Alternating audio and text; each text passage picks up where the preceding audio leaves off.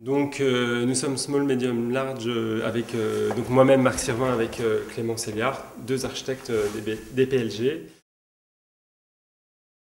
De pouvoir être en relation avec des particuliers, des gens qui en général ne font pas appel à des architectes.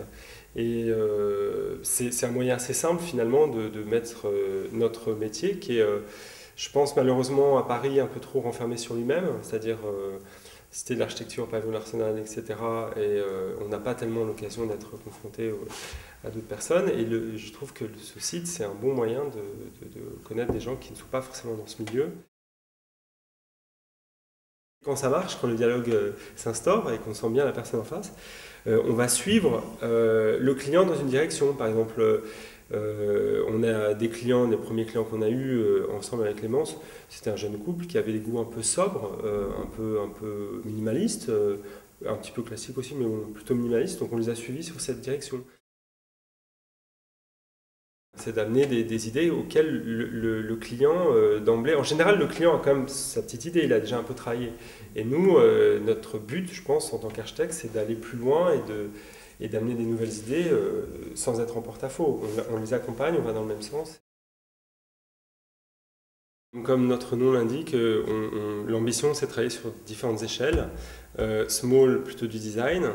Medium, des installations artistiques et l'architecture d'intérieur, des intérieurs pour des particuliers essentiellement. Large, des projets d'architecture des concours ouverts pour l'instant.